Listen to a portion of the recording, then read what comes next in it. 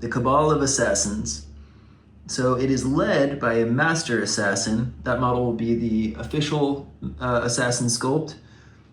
He has the Secret Paths ability, 2 Golden Conjars, and Alchemist armor. He also has 2 Assassin friends. The first Assassin friend has Mirage of Time, the Bow of Alamut, and Standard armor, and that will be the assassin who is holding a pistol in his second hand. We'll just pretend that's the Bow of Alamut.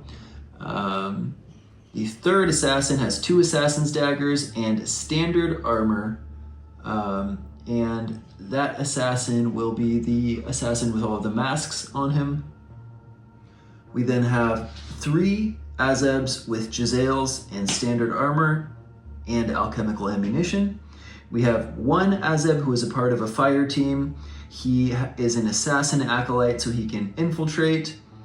He has a flamethrower and Standard armor. We have a dervish who is also a part of that fire team. He's got a sword.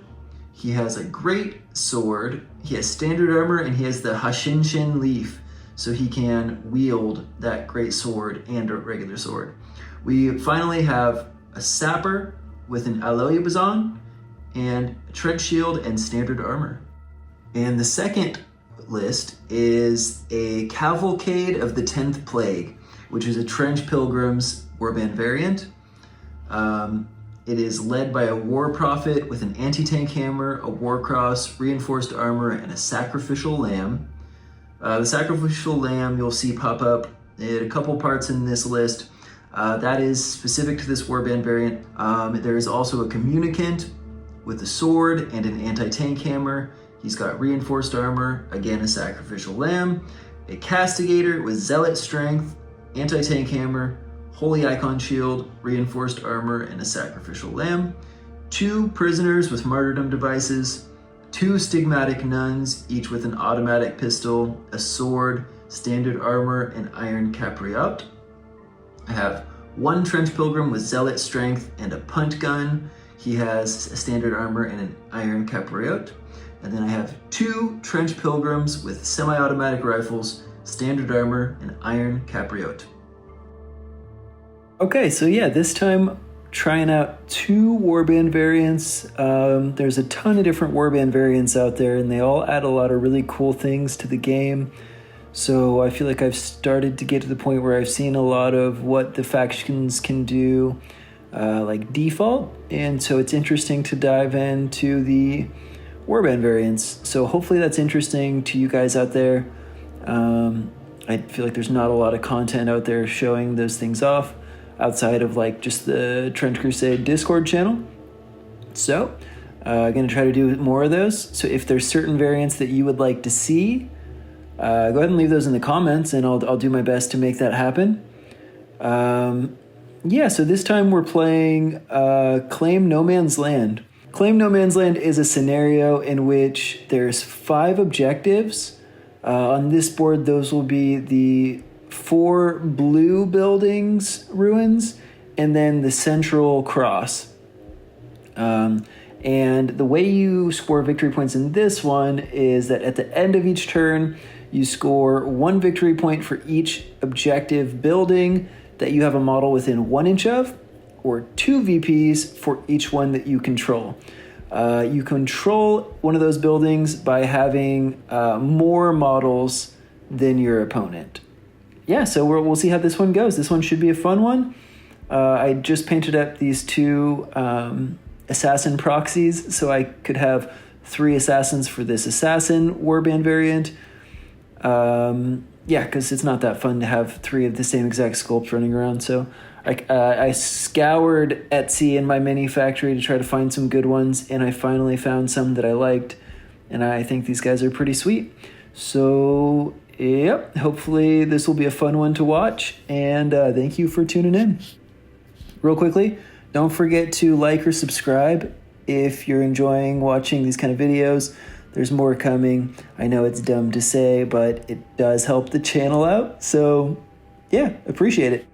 First activation, I'm going to have this flamethrower kill team go with the dervish. He is going to move 6, So up 1 and then 5 onto that first objective. He's going to try to dash. He gets a 10. So he's going to go ahead and come up here like so and just tuck in there.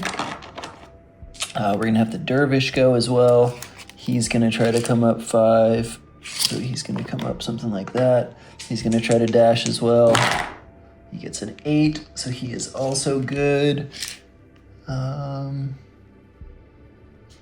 He's going to kind of come up right here behind that cover. And that is the first activation with the kill team.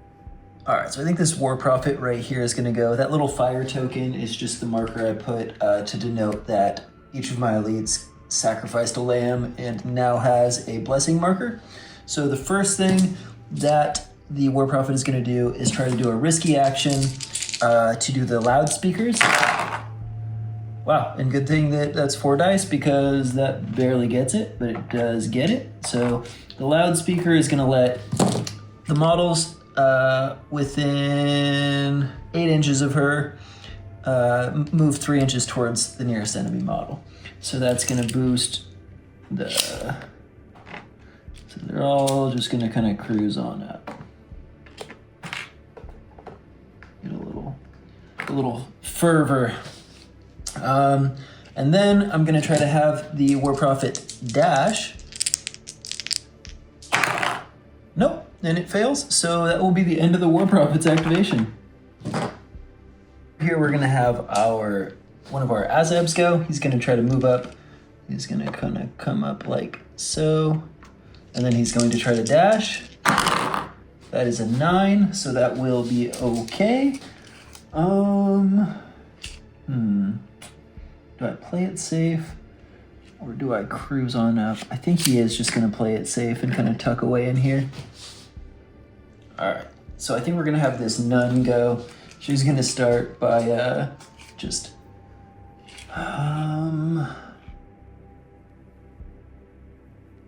blasting on over here, something like this. And then she's going to try to dash. She gets an extra dice to do so, and she gets a 7. So she is good, and she is now going to dash, I think just up onto the objective.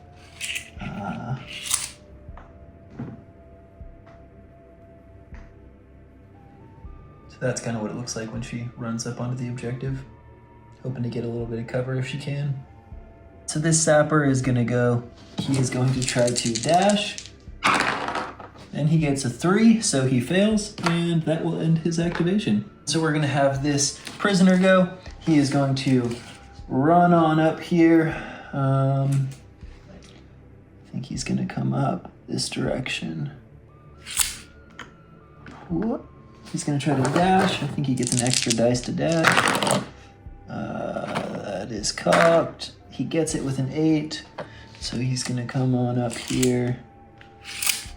And he's gonna just hide for right now. We're gonna have another Azeb down here go onto Operation Danger. Operation Danger will involve him coming up here, trying to dash. Whoa, critical dash, okay. Critical dash means that he is going to, he's just gonna come on up here and be on this objective, contesting it. Putting his Azeb life in danger. All right, and we're gonna have another Trench Pilgrim kind of just run on up here. I think he's actually gonna run over this way. This semi-automatic rifle, and he's going to try to... He's gonna try to take a shot. No, he's gonna dash. It's too many negatives for him to try to shoot, so he'll come up 6. Like that, and just try to get a little bit of cover.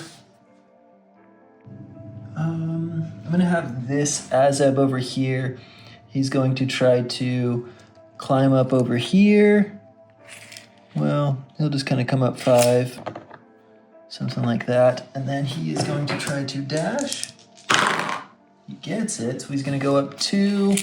And then go up 3, and he's just gonna try to be up on this elevated position and hopefully rain down death in future turns. Okay, so I'm about to have the Castigator go, and I've realized that I was incorrect about what the Sacrificial Lamb does. It doesn't give them a blessing marker. It does, however, allow them to ignore the first blood marker that they suffer in combat. So I will actually still keep those little fire markers on them just so I remember that.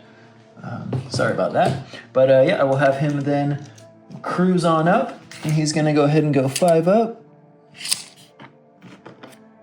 And then he's going to try to dash. He gets the dash. He's going to kind of come up something like that and hunker down in this building. Okay, so now all we have left are the assassins. So the assassin on this side over here is the one with the 2 assassin's daggers. So he is going to try to move and then dash. So here is going to be his move. Let's have him climb up 3 inches and then go 3 forward. Something like that. And then he's going to try to dash. Nope, he fails, so he's going to stay right there. Great job, Masked Assassin. He's too disguised. He's staying in character, it seems like. Alright, so we're going to have this nun go. And she is going to go ahead and move 8 inch. No, she's going to dash. So she can go extra dice. And she still fails it. Would you look at that? That's what you love to see. So she will just end her activation right there. Alright, so we're going to do something a little bit wacky with the last activation of the turn. For the Sultanate, we're going to have this crazy assassin up here with his Bow of Alamut. He's going to try to fire in on the War Prophet. It's going to be long range, no cover, so that means that we're going to be just doing a flat attack roll. But if I hit and cause at least 1 blood marker, it means that I can teleport into base to base as if I charged. So that could be kind of fun.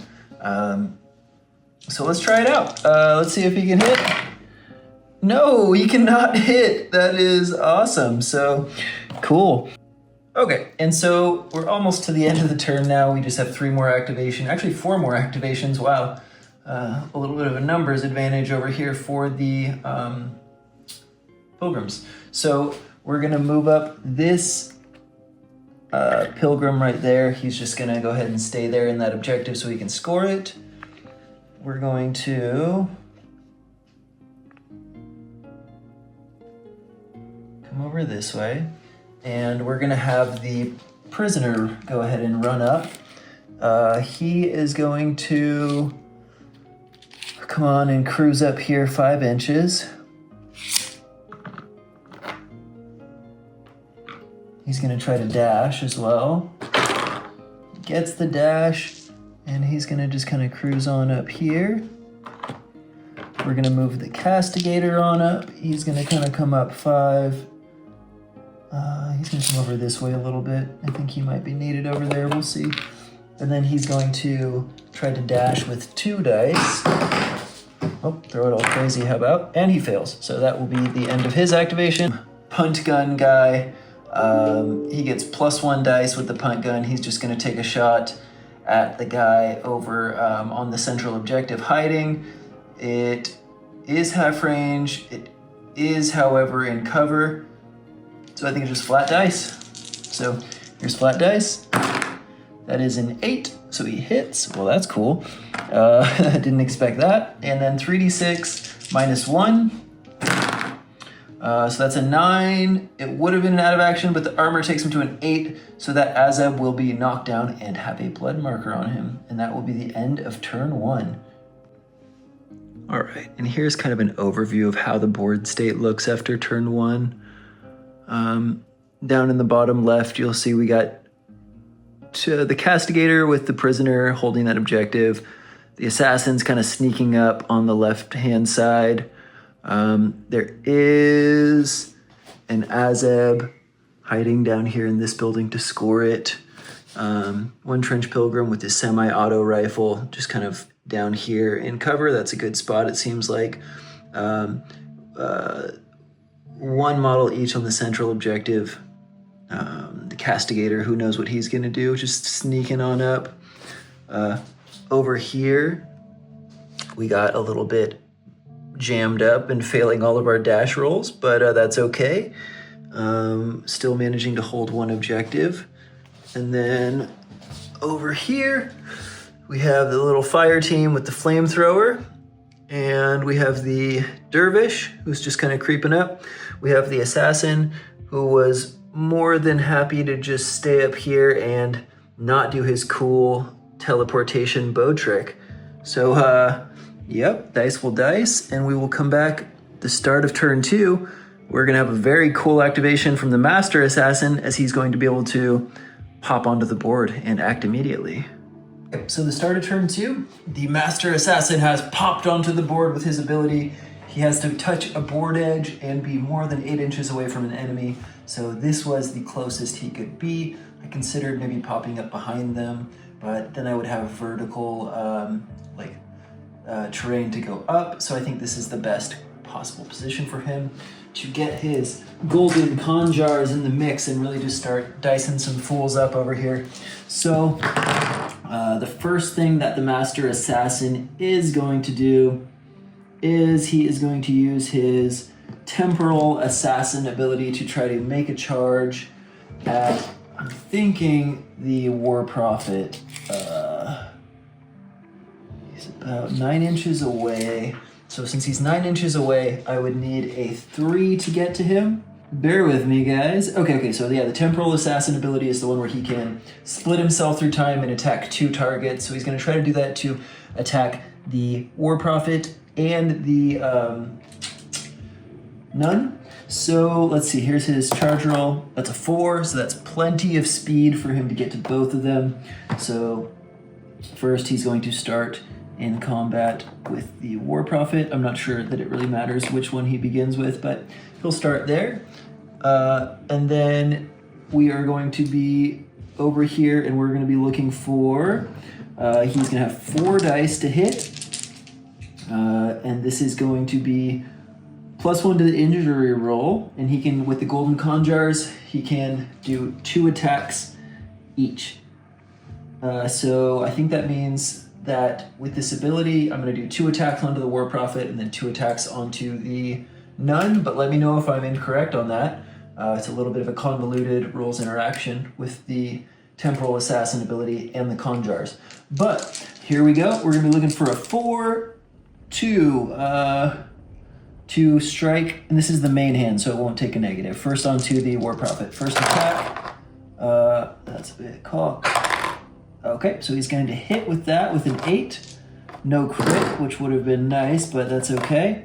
So then we're going to be, that's a reinforced armor, so that's -2, but I get +1, so just -1 here. -1, yeah. So that's a 9. That would have been really nice to get the 9, but it is not. So that is going to be an 8, which will be a knockdown and a blood marker. The war prophet can spend its sacrificial lamb token to ignore the blood, but the knockdown will still be in effect, I'm pretty sure. Again, let me know, because this is the first time I've done this, if the sacrificial lamb would negate the knockdown somehow, but I don't believe it would. So here's the second attack, and that, we're so close to the crit. I realize also you guys probably can't see super well what these results are on the dice. You'll have to just trust my voice. But I think that it's preferable to me switching back and forth to the dice tray. So we'll just keep it on the action. That is an 11, 1 off from a crit, but that's okay. And so we're gonna have 3 dice to wound with the knockdown in effect. And it, just like the last one, will just be a -1. Wow, stinky. So that is a 7, so that's gonna drop to a 6. So that will just be 1 blood marker, which the prophet will have no choice but just to take this time. And then I can pop over to this stigmatic nun and hopefully do a little bit better. This time only with 3 dice because I do believe that the offhand penalty is in effect even on the temporal assassin ability. So 3 dice to hit, and that is going to be a 6-5-5. So we hit again. We're looking at just 2 dice. I believe that the Stigmatic Nun is just standard armor, so just a -1, so flat dice here. And that's a 7, so flat dice will be a knockdown onto the Nun. A knockdown will provide us with 1 blood as well. So that might be helpful for this second strike. We'll see. So here's the second strike. 3 dice. Barely gets it with a 5-2-2, so that is going to be a hit.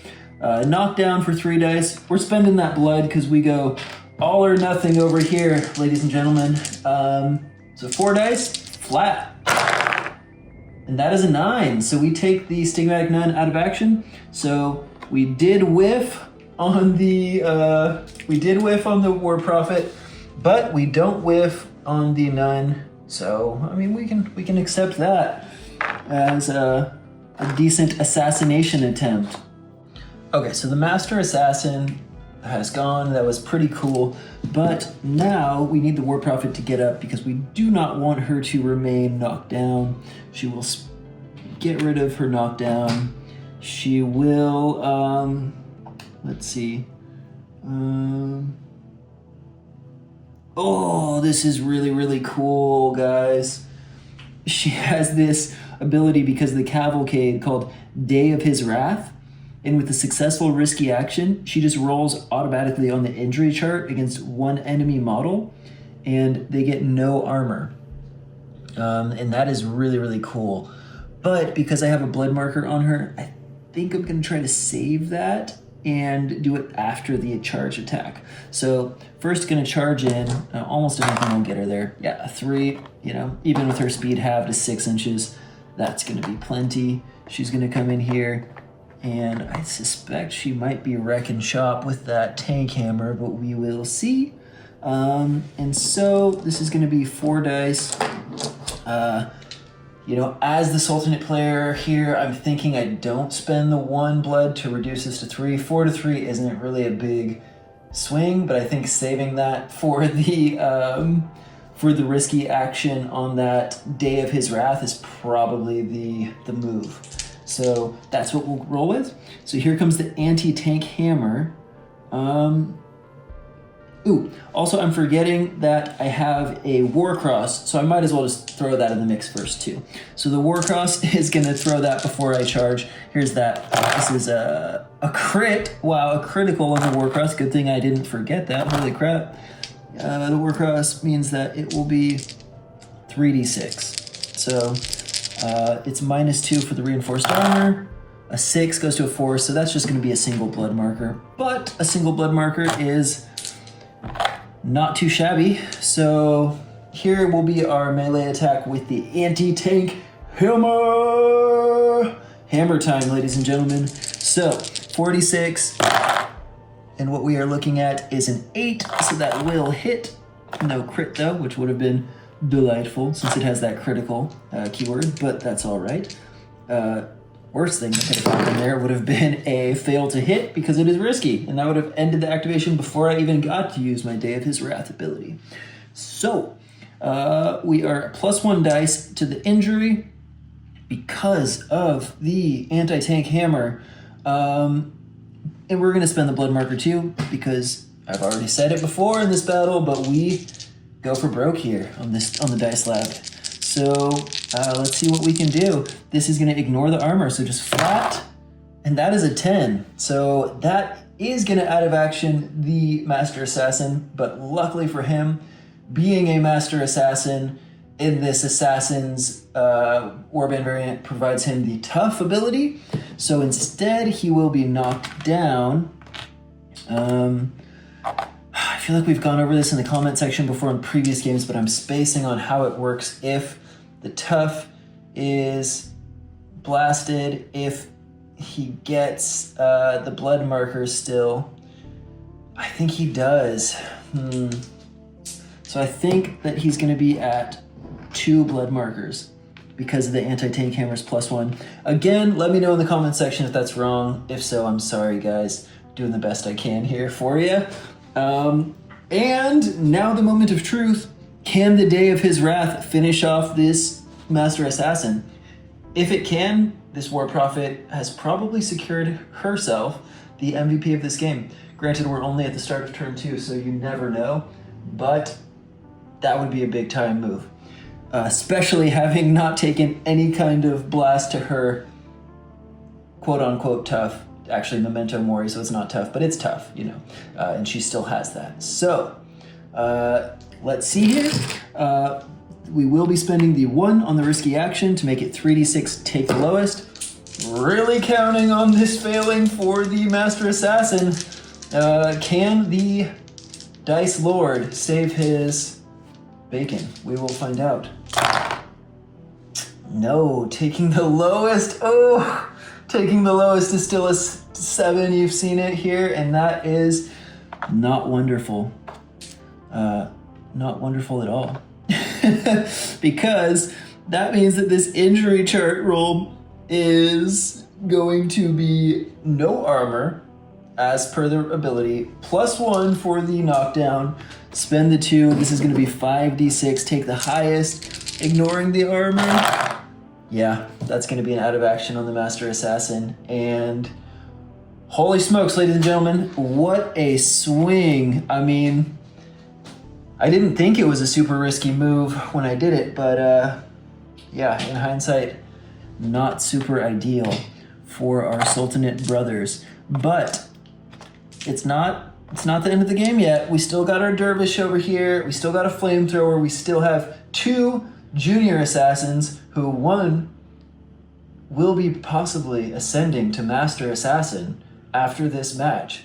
So which one will it be? And for future matches where I play them, if one of them does some really badass stuff, I will actually consider them the Master Assassin and use them as that from now on. So let's find out. And while I'm at it, I'm also going to try to do the loudspeaker ability. So that will get it on a 10. So then my War Prophet can sneak up 3. My Trench Pilgrim, good, you can see him on the camera. He's also going to... Is it May? I don't think he actually wants to. No, he's not going to. He's going to stay right there. And come to think of it, this War Prophet is actually going to try to dash.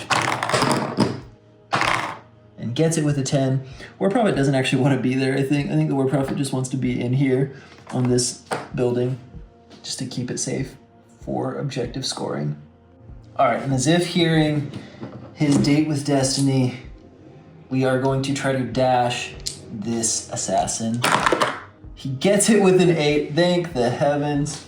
That would have been absolutely atrocious if he just failed that and got stuck there. But he is going to go over this way, and he's going to just sneak on up here. And, I think he's going to be trying to make a diving charge onto the Castigator. That would really be spicy. And let's see if he can do it. Just about any roll will get him there. A 5 will, in fact, do it. Probably switch the angle real quick. Alrighty, so he got the charge. And in he comes. Ooh, onto this objective like a real monster. I'm going to put himself into base-to-base with both of them. Just in case he gets the opportunity to really come in here and start wrecking some things. Because he does have Assassin's Daggers. Okay, so because it's a diving charge, first attack onto the Castigator, +1 dice. So here we go. Assassin's Dagger number 1 into the Castigator. That is a lot of dice just to get an 8, which hits. It would have been lovely to get that critical, but whatever. That means that we are looking at 3 dice with +1 to the injury. Let me double check his armor real quick. Oof. Okay, we are back. I checked the armor. He is -3 because he has, if you remember from the beginning, the Holy Icon Shield and reinforced armor. He is a tough cookie, but that is not a problem for the Lord of Faces here. he is going to be +1 dice to injury. I mean, not +1 dice to injury, just +1 total to the result of injury. So it's going to be -2 with 3d6. So that is a 10. And so a 10 minus 2 is going to be 8. So that's going to be a knockdown, which is not bad. But he will be able to ignore, because of his sacrificial lamb, that first blood marker from that. So that's good. And I think he ignores all of the blood markers, not just one. So we're going to keep it going with that. So here is the second attack. The second attack is going to be 4 dice instead of 5 because the offhand. Oh, okay, so that is still a hit with a 9. And then that is going to be 3 and then 4 to the injury because he is knocked down, because it was a diving charge. And here is going to be that roll. So it's going to be -2. Oof. So that is going to be an 8. So 6 is going to be a blood marker. Because he's already knocked down, it's going to be an additional blood marker. But that is still just 2 blood markers. He could not get it done. Oof. He could move away, but I don't think that he really wants to. Just because I think being in melee combat with them both is probably good at this point. Especially because we have our punt gun guy right over here out of reach. And what better place to come back to than the castigator, who does not want to be knocked down. So he's going to actually pop back up. He is going to try to swing onto the assassin with 3d6 normally, but because I'm going to spend the 2 blood markers, it is actually going to be 3d6 take the lowest to hit. And that saves his bacon because that is a 5, which misses. Yeah, just the assassin did not need to be hit with the anti-tank hammer, as probably no one really wants to be. Because there was a miss on the assassin, he has the ability to move away with his time slip. So they can move anywhere within 6 inches. It would ignore the free strikes. I don't know though. I think that I would just want to be contesting this objective and in combat. So I think that, yeah, I don't think there's really a great spot for him to go to in this juncture. So I think he's going to stay right there. And the castigator is going to end because the castigator doesn't want to take any free strikes. So, all right, I think we're going to have this Azeb, who's on the central objective, go. He's going to stand up because that's what you do when you're knocked down in this game. He's going to come over, I think, just about 3 inches. I think he's going to come over around the objective. Sorry, this is going to kind of hide him from everyone a little bit, but I think he's going to come over here like this. He does have a blood marker on him, but he's going to try to take a shot at the nun. So he is point blank. I don't think she's going to get cover from that shot, so he's going to be 3d6 with the alchemical hammer. That is a barely hit with a 611, but it is a hit, and that's all that really matters. I should have spent the blood, but I didn't remember, so we're just going to keep it rolling. So here's 2d6 minus 1. That's a 9, and that would take her out of action, but she has armor, so instead that is just going to knock her down and put 2 blood markers on her.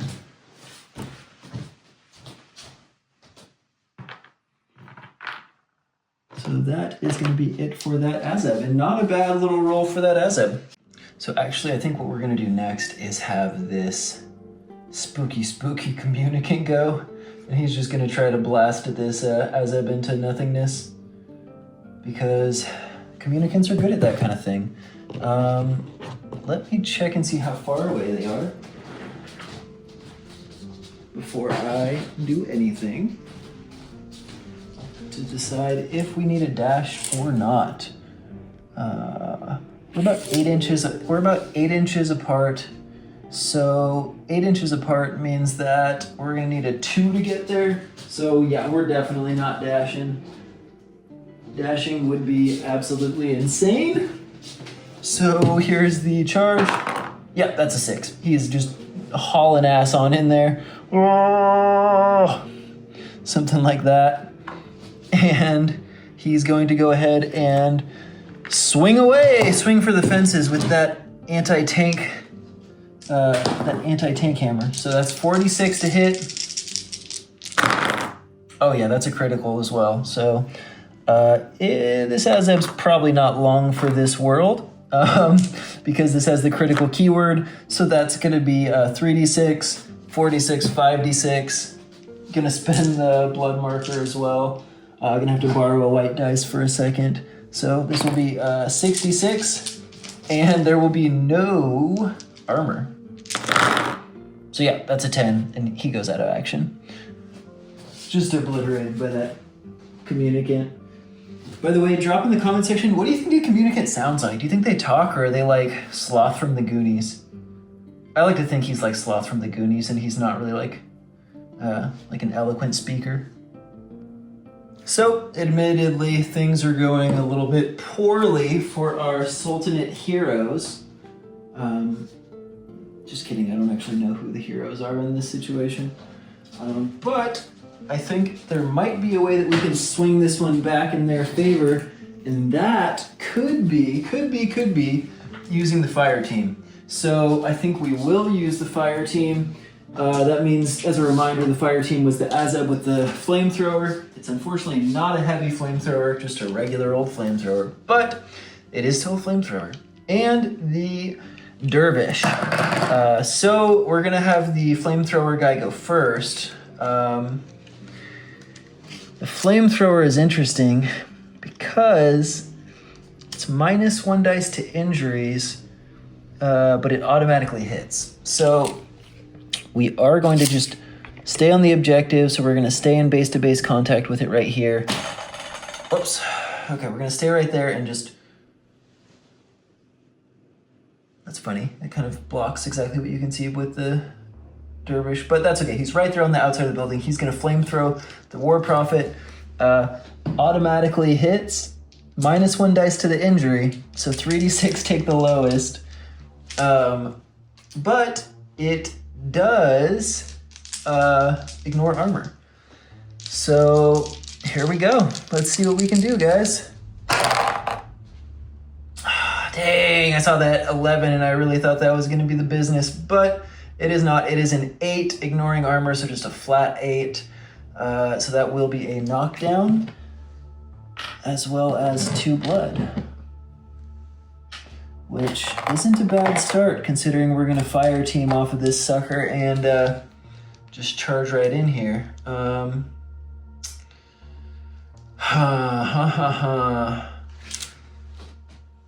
All right, so we're gonna need just a 2. He gets it with a 3, so the dervish is popping on in here. Hurrah! Dervish, now that's an eloquent speaker. I feel like that guy speaks in poems. I don't know, just a guess. But here we go with the dervish. The dervish's first action was to make a charge, so he gets +1 dice to their melee attacks during this activation. Freaking awesome. He also does not suffer the -1 dice penalty for his offhand. Freaking awesome. So that means that he's going to be 3d6, 46 to hit. Yeah, 46 to hit. He's going to go ahead and start with his... that's the question. Does he start with the great sword or the regular sword? Start with the regular sword, guys. I don't know why, but that's just what my gut is telling me. Again, go to the comments. Tell me. Am I mathing incorrectly here? Should I start with the greatsword? I'm thinking if I can, hopeful, but if I can take him and drop the tough off with the light sword, then the greatsword might be a better swing once he memento moris. So we'll see. But 46 to hit. Oh, we're 1 away from the crit. Oh, that's okay, it's whatever. So regular sword, didn't get the crit, but we do get an extra die for the knockdown. We're gonna spend both the blood because I think the Memento Mori will actually clear all of the blood anyways. So might as well spend it all. So here's 5d6 minus 2. Oh, jeez, I just cannot get through the armor. Oh, that is a 10, down to an 8, 1 shy of the out of action. And that is for sure demoralizing for the Sultanate. That's okay, guys. So here we go. 8 means that he is still knocked down. He still has 2 blood markers. Oof, a whole lot of nothing from that big old regular sword attack. So now we have to use our greatsword. We're really just hoping to crush that Memento Mori out of here. We'll see if we can do it or not. I don't know. So this is again going to be 46 to hit. Barely gets it. Oh, Sultanate, you're killing me. You guys look so cool, but you're really pooping the bed here, guys. We're gonna spend 1 blood marker, leave 1 on him, because we have the greatsword. So we're still at 5d6. Oh my god, that is horrible. That is horrible, horrible, horrible. Oh Lord. That's an 8 down to a 6. So it just, he stays exactly where he is still. Oof. Man, not ideal. All right, we're gonna have the punt gun guy go. He's gonna shoot at the sapper all the way across the way. It's long range, it is. Cover, so we're gonna be 3d6, take the lowest. And would you look at that? The rich get richer. That is a 6-5-2. So that is a hit. That means that we're looking at 3d6, minus 2 at least, because this boy's got some armor and a shield. But minus 2 here. Oh, that is an 10, so that's going to be down to an 8. So that's going to knock him down and put a blood marker on him. Oh boy, it's spiraling, guys. It's spiraling for the poor Sultanate, but we'll see if they can swing back in it. Not a bad job by the punt gun guy. All right, guys, we're going to go ahead and do this alchemist with the bow. He's going to try to take a shot over here. We are short range, so we're looking at 3d6. 3d6 to hit the communicant. We really need to blast this communicant out of the water right now and get things swinging back in the Sultanate favor. So let's see if we can do it. And that is a critical hit. So not a bad start, guys. That we like to see. We could really use some critical hits on their side. So that's awesome because that means it has the critical keyword. So we are going to be looking at 4d6 here. 4d6 is going to be the injury result. We are looking at, let me double check and see if the communicant took the shield or the extra weapon. Alrighty, so the communicant did take the extra weapon, so we're looking at a minus 2 here. So here is the minus 2. So 46. And this ignores armor, actually. So it does not even matter. That's freaking awesome. Oh, yeah, guys. This is what we needed. Oh, I was losing faith in our boys, but they've come through. That is a 2, 5, 5, 6. That's an 11. That means that we have just burnt the tough on the communicant. Freaking awesome. I think that's going to burn his marker too, because he's not going to want to have any blood markers on him. Oh no. But I think that if he doesn't take any blood markers, then I can't teleport into range of him. Oh no. Oh boy, I did not consider that one. Those sacrificial lambs are kind of like the perfect counter to that bow of Alamut. Holy crap, that's brutal.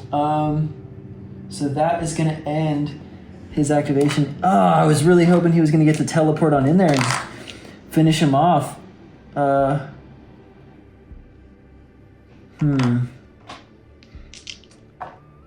Oof, okay. Let me check something real quick. Okay, one more thing. I also, looks like I made a mistake on my list, so you were probably screaming at the screen when I was doing the army presentation at the start. Guys, you're probably like, Jared, he doesn't have a melee weapon, you idiot. And that is correct. But luckily I was only at 895 ducats. So we're just going to say I gave him a sword as well for 4 ducats. So sorry about that, guys. But yeah, retconning, this assassin does have a sword. All right, but he doesn't get to teleport in. Those frickin' sacrificial lambs have been pretty amazing. I think that this... Definitely let me know in the comments what you think about both of these warband variants. It's fun to explore the warband variants, for sure. But yeah, these warbands are crazy. So here we go. All right, guys. So I think what we're gonna do is try to blow up one of our prisoners for the cavalcade, because that's what you do with prisoners, you know? You just sacrifice them all willy-nilly. So, here we go. We're gonna have him go ahead and take +1 die to dash. Oh yeah, he does it. He loves to dash. He is a dashing young lad, and he hates flamethrowers. Loves bombs and fiery deaths, but not the hands of the enemy, only when he chooses it. So here is going to be his charge. 8, that's going to be more than enough to get him there. And then, let's see. At any point during his activation, he just blows up, and it's going to be a 3d6 roll onto this flamethrower guy, who's just a -1. So, oh, that's not very good though, guys. That's just a single blood marker, and I suspect that the prisoner will be getting much worse than that.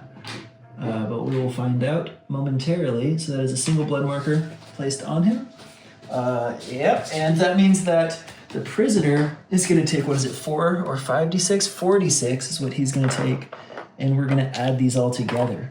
So, adding all of these together, that's a 7, 8, 9. Holy crap, that only barely gets him, but it does get him. He blows himself up. That's hilarious. He almost survived his own bomb. I've never seen that happen. And I still have not, but interesting enough. Okay, and so we're gonna be back to the Sultanate. All right, so coming back to the Sultanate, I think what we have to do is go with this sapper, because I need to get on that objective as well. So he's gonna stand up. He is going to come up 3 inches. He is going to take a point-blank shot at the communicant with his Allez Boison. They're going to spend the blood marker to make it 3d6, take the lowest, because why not? But, no, yeah, it fails with a 6. Rats, I almost thought he got it. Okay, he did not, but he is going to try to dash. Wow, and he fails. Jeez, those failed dashes are crushing us, guys. All right, so we're going to go back over to our trench pilgrims. Yeah, we're gonna go ahead and go with the nun. She's gonna stand up. She's going to probably try to take out the sapper if she can. So her speed is gonna be -3. Is it -3 or is it half? I think it might be half. So hers is 8, so it's gonna go to 4. Let me know in the comments, is it just -3 or is it halved? I think it's halved. So she's gonna go 4 inches, but she's gonna try to dash first with that. Oh, sorry about that. I'm gonna knock the camera around. So she certainly gets the dash for 4 inches. She's just gonna come up, yeah, something like that. She does have 2 blood. Yeah, I'll just save them because I didn't say it yet. So she's going to try to shoot with her automatic pistol. So that's going to be 3d6. I'm going to spend a blood to make it 2d6. So 2d6, here's the automatic pistol. 5 is a miss. Okay, fair enough. And then going to try to charge. So any distance will get her there. She's just going to kind of cruise on up like so. She does still have 1 blood marker, which I will spend on the attack. So she's going to go from 3d6 to just 2d6 on the sword. So 2d6 to hit. 7 barely does it. Okay, but it does it. So it's -2. A 9 goes to a 7, so that will knock down our poor sapper and return some blood to him. This Azeb over here, he is going to try to go ahead and move. We'll bring him up here, I think, onto the high ground. He's going to take a shot at the Azeb, or not the Azeb, he's going to take a shot at the Trench Pilgrim, just right down here. And so, maybe 46, because 3d6 for the ammunition. Yep, and +1 for the range, for the height. Wow, barely gets it with an 8, but barely is good enough. -1 for the armor. But that's an 11, and that is good stuff, because that's going to take this boy out of action, which is kind of what they needed to start trying to balance these things out a little bit. And you know what? Screw it. He's going to try to dash onto the objective, too. Oh, he's a hero, ladies and gentlemen. I need a hero.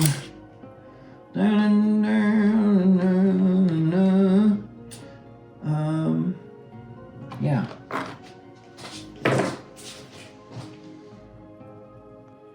All right, I think this Trench Pilgrim here is going to try to charge on in. He gets it. He's just going to try to bayonet this guy, I think, and knock everyone over. That's awesome.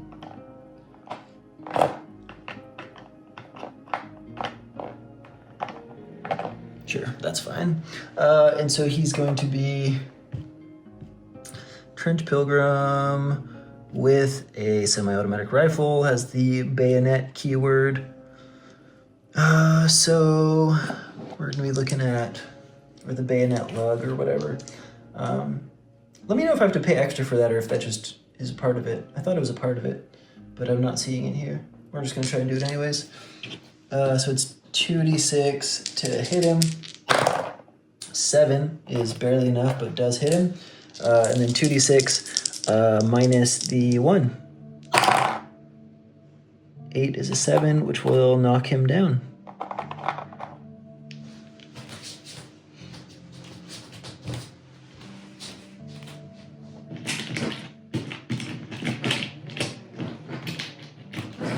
I've almost used all of my knockdown tokens. And then I think he also gets a blood. Okay. This prisoner over here is not going to do anything because he definitely doesn't want to blow up on his castigator friend. All right, this guy right here hiding on the objective is going to pop over here. He's going to take a long range shot at the castigator. No, communicant. His name is Communicant. So it's going to be normally 3d6, but long range to 2d6. So 2d6. That's a 10, and that will hit. And then it's going to be 3d6 because of the knockdown. This could be good, but it is -2 armor.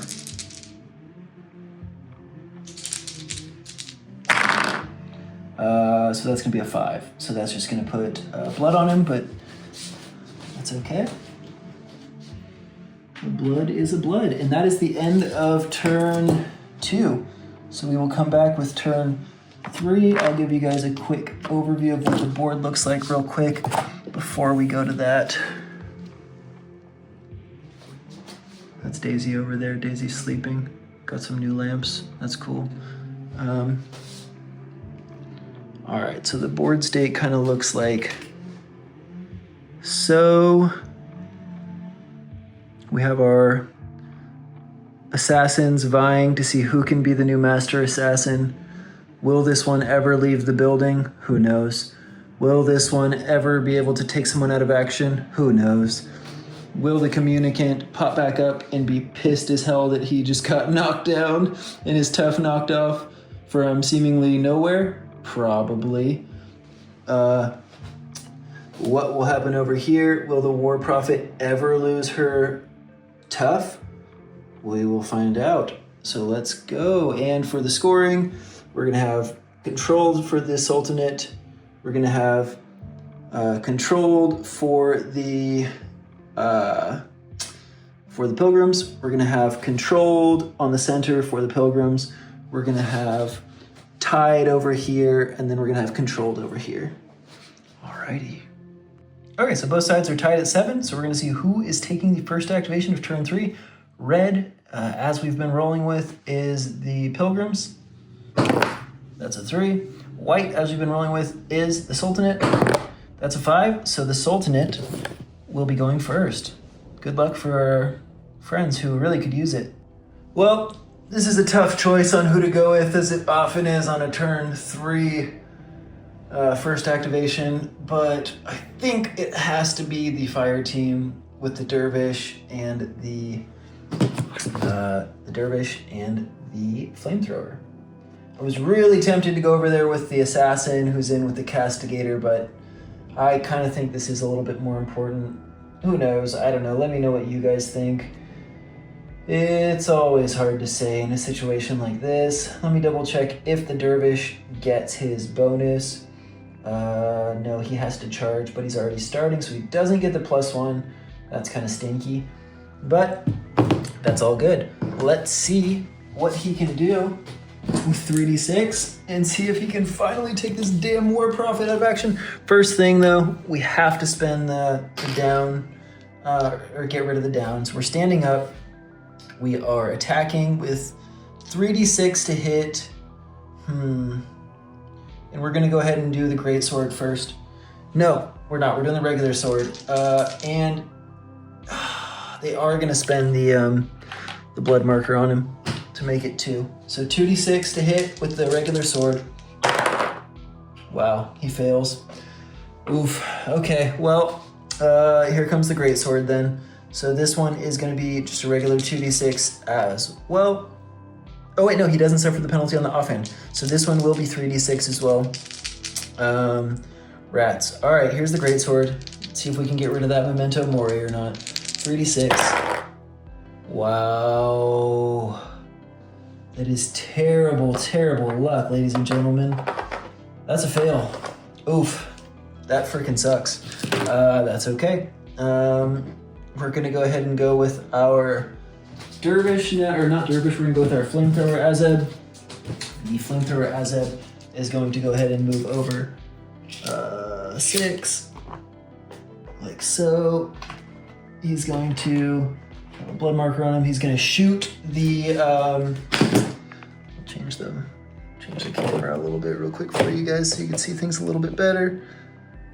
There we go. He's gonna shoot the flamethrower and try to take out the communicant who has lost his tough. This could be big time. The dervish has failed us again, but can our lone flamethrower boy be a hero? So normally it goes -1 to 3d6. Take the lowest, but he is knocked down. Just gonna take us back to 2d6. I am gonna spend the blood, so that is gonna be 3d6. Take the highest. 3d6, take the highest, ignoring armor. And that, ladies and gentlemen, is an 11. Oh yeah, so that takes out the communicant. Holy crap, our assassins are sucking, but this lone Azeb with a flamethrower is a hero. That is undeniable. Very good Azeb. Some would say the best, the very best Azeb. Yeah, that was freaking amazing. I don't even know how to feel about that. I think the icing on the cupcake would be if he can dash and get back on his objective. Oh my gosh, dude, is this the greatest Azeb who has ever lived? Give me a, let's make a name for this guy. What's his name? Put it in the comments. He deserves a crowdsourced name because he is a hero. Also, I could have spent the blood marker to make him fail, try to make him fail that, and I forgot about it. So that's my bad, but he's still a hero, okay? So, I mean, that critical, we're just gonna say, yeah, he's a hero. All right, well, let's see if this castigator can also be a hero. My gut is saying yes, because this assassin only has a -1 armor. Granted, that would be ignored anyways by the tank hammer, which seems to be like the world's most powerful weapon. Is the tank hammer OP? Drop that into the comment section. My thoughts? quite possibly. So we're looking at 3d6 to hit. 3d6 to hit this sweet, sweet boy. Freshly painted by me, so of course he's not going to do anything. As is the way. He does hit with an 8, so this could be very bad. +1 dice to injury, so we're looking at 3d6, ignoring the armor. And that's an 8, so our boy lives! Thank you, dice gods, for that, because, again, he's freshly painted, so you kind of want to see him do something, but he will be knocked down. He will take a blood marker. Whee! And that is going to be it for the castigator. Let's just keep it rolling. Let's bring our assassin back. Can he burn through this 3 armor, which is frickin' brutal? Let's find out, guys. Let's find out together. Wouldn't you like that? I would like that. He's got 2 assassin's daggers. I need to get my white dice so I can stay consistent because, come on, isn't that what it's all about? So we're gonna have 46, and assassin's dagger. Come on, assassin. Take the castigator out right here and get a critical too, because that would be amazing. No, 3 5s, not 3 6s. You son of a gun. Maybe wear a different mask. Try a different mask on, dude. You've got 15 masks on your cloak / person. All right, so this is gonna be 2d6. Also, we're just gonna have to assume that he stood up, of course, because of course he would have. And then I could have spent the 1, but I don't think he would have anyways. It's so many dice. 4 to 3 is not that big a deal. We'll save it for blasting back. But we're gonna go ahead and go for the 2d6. So here's 2d6 minus 2 instead of 3. 8 goes to a 6, so that's just a blood. Oh, jeez. And honestly, I think I'm gonna just blow up, take the second strike onto the assassin. I mean, not on the assassin, onto the prisoner, and so I can start scoring more points. Because the castigator seems like he's never gonna die. He just does not want to die today. So here's 46 onto the prisoner. Dear Lord. Okay, barely gets it with a 7. Holy crap, he almost failed that on 4 dice. This dude is pathetic. Why is it always that when you freshly paint something, it just wants to poop the bed instead of impress you and thank you for all of your lovely time painting it? Oof, all right, well, this is just gonna be +1. So +1. Holy crap, of course, he freaking boxcars the damn prisoner and the castigator. Oh, you son of a gun. All right, whatever. That will take out the prisoner. Wow, that is hilarious. Hilarious. Why do you hate me? Okay, well, we're gonna be coming back to the Trench Pilgrims. And as we come back to it, we're gonna go ahead and do this punt gun guy. He's just gonna try to even the odds, if you will, and smack this Azeb down here. So he gets him with the 10. You're gonna be this -1. Yeah, that's a 9, so out goes the Azeb. He says, you know what? You wanna kill our grunts? Well, we're gonna kill your grunts. Because that's just how it goes. Good job, Punt Gun. Punt Gun guy has been absolutely crushing it. He deserves a name as well. Feel free to give him a name in the comments as well. And if it's a good one, I will use it for future games. Maybe Phil. All right, right here, I don't know if this is actually something that I can do, but I'm gonna try. Tell me if this is wrong in the comments. I'm gonna spend the stand-up marker. I'm going to just try to stay in combat with him, but move so I'm touching the objective. I'm going to try to attack with a just melee attack because I am a weakling with no melee weapon, in fact, so I don't think I can use the Allez Boson in combat. So here we go. 3d6, take the lowest, because he spent the blood. That will hit. I think this is going to be 3d6, take the lowest again. because he's unarmed, but then actually we'll go to 2d6 because he's knocked down. This -1, 8 to a 7. Okay, well that'll be 2 blood on the nun, so not horrible. And you know, we might as well keep it rocking. We'll just do the nun next. The nun is gonna fire her pistol in combat for 3d6. We're gonna spend 1 blood to make it 2d6. So here's that pistol. Wow, of course, blasts him with an 11. That's cool. And then 2d6 -2. Oh, 1 is nothing. Okay, and then here's the sword. Once again, we're gonna spend the 1 to bring it down to just 2. Wow, I'm just eviscerating this stupid barrier. But a 5 will fail, so all right. And gonna do the same exact thing with her, where she's just gonna move around a little bit, dropping the knockdown, of course, to get back on the objective. So they are both touching that central objective. Excellent, excellent, excellent. All right, we've got this Azeb here, who is in the back. He is going to try to shoot into combat at the nun like a real idiot. So let's see what happens with that. I think that's gonna be 3d6 because of the long range. And that misses with a 6. So we're not gonna randomize. Hits no one. All right, so the War Prophetess with the tank hammer, she's finally gonna stand up. She is, in fact, going to try to just paste this stupid boy. You stupid boy. The dervish does just have a -1 to his armor, so it's not gonna, so it's not gonna be great. But the War Prophet does have our beloved anti-tank hammer. Screw it, we're gonna spend the 2 blood, try to stay alive, bonk this down to just 2d6. A 6, and that actually saves his life. This dervish is staying alive.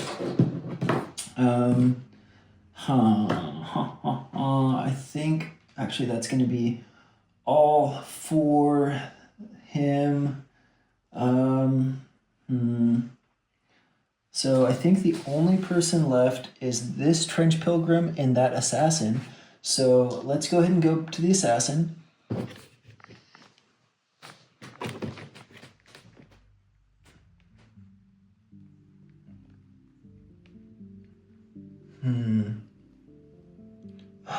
Man, this sucks because all the good targets are in combat.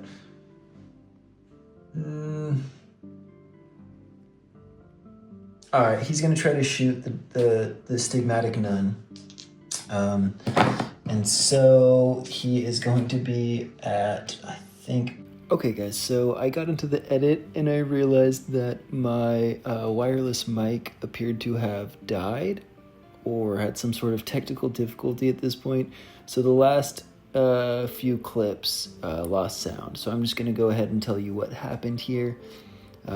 Narration. We jump in where the assassin is shooting into the combat with the Azeb and the nun.